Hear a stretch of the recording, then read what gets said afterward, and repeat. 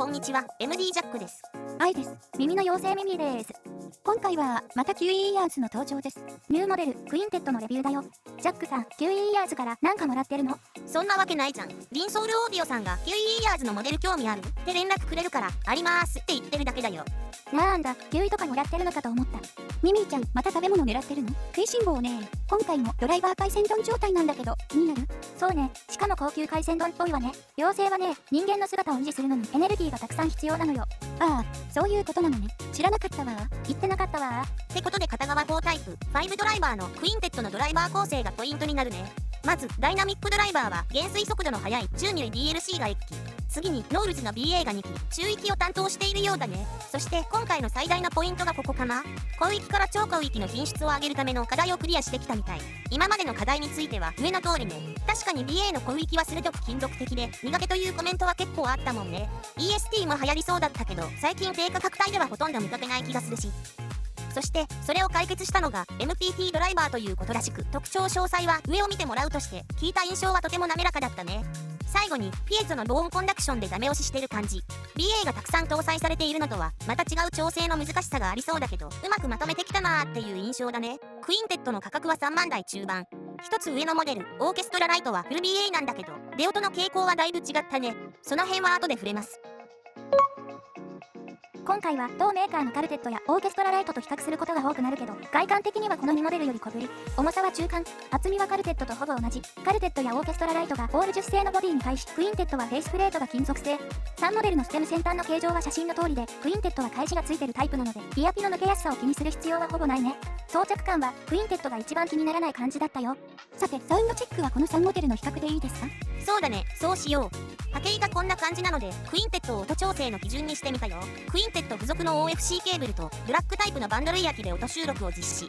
はい、了解です。ではサウンドチェックいきましょう。音量上がります。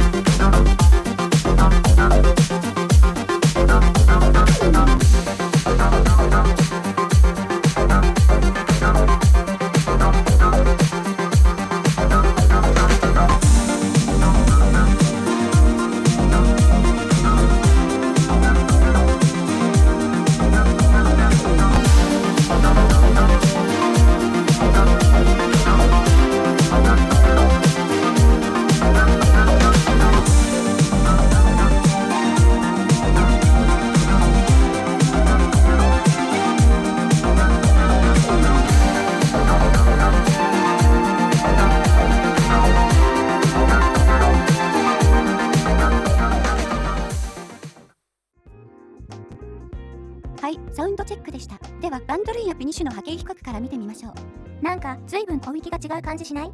右の写真の一番小さいサイズで測定したんだけど、内径サイズも軸の長さもかなり違うからだと思う。ちょっと気になったんで、市販のエアピだとどっち寄りになるか試してみたのがこれ。6個もあるとよくわかんないのはいつものことね。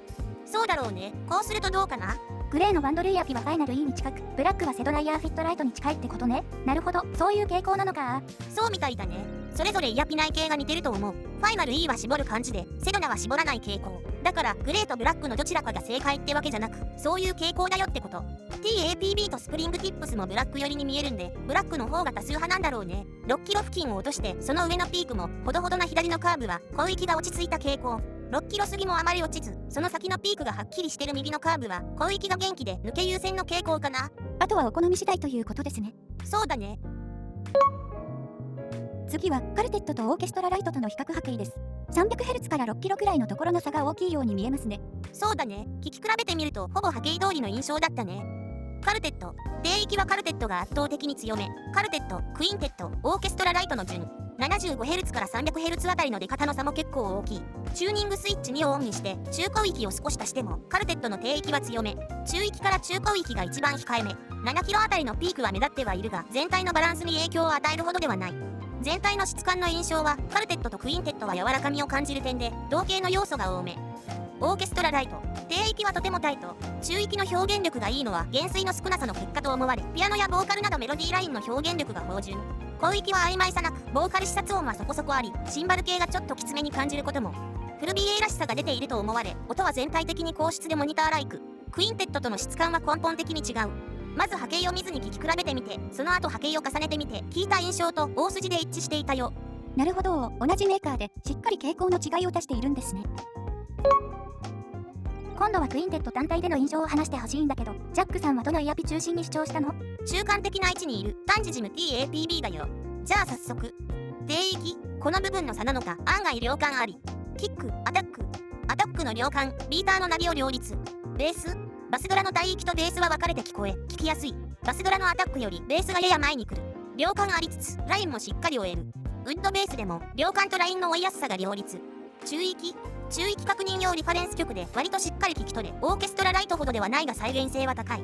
低域から2キロぐらいまでは波形通り、比較にモデルの中間的ポジション。中高域、視察音がほとんど気にならない。サックス、ピアノ、ボーカルなどメロディーラインはしっかり中心にいて存在感あり。広域、ハイハットが結構近いが邪魔な感じは全くしない。ライドシンバルも綺麗に響き、低位もはっきり。クラッシュシンバルも存在感はあるけど痛く感じず。シンバル系全体の存在感はしっかりしているのに刺さらず、まろやかでリアル。中高域から高域が滑らかで刺さらず綺麗。トータル、分離よく低位感は文句なし。低域はしっかりしていて、なおかつ中高域から高域がやや強。高域が痛く感じないのはダッシュドライバーを使用した結果か。バックは横へ広がり一歩引いた感じ。キック1層、ベース1層、中高域1層、高域2層のような立体感あり。曲を構成する様々なマテリアルの情報を余すことなく伝えてくれる。というところかな。ダッシュのドライバーを使用しているメリットが中高域以上に出ているのは確かだと思う。一時期プレイナー搭載モデルが流行った感じしたけど、最近はピエゾで防音コンダクションとかがあったり、クインテットはやっぱり高級なドライバー回線どんな感じなのね。最近一気に食いしん坊がバレたミミーちゃん、少し太った。全然太らないよ。クインテットはカルテットほど低域は欲しくない代わりに中域から中高域が欲しいとか、オーケストラライトは好きだけどもう少し柔らかみが欲しいというニーズに当てはまると思います。とても滑らかな印象なので、どこがどうすごいという感覚ではなく、より自然に音楽的な聴き方ができるという印象でしたので、購入の際の参考になればと思います。ということで、キウイイヤーズクインテットのレビューでした。ではまた次の動画で。ご視聴ありがとうございました。MD ジャックチャンネルはイヤホンレビューを音と波形た言葉で表現します。チャンネル登録お願いします。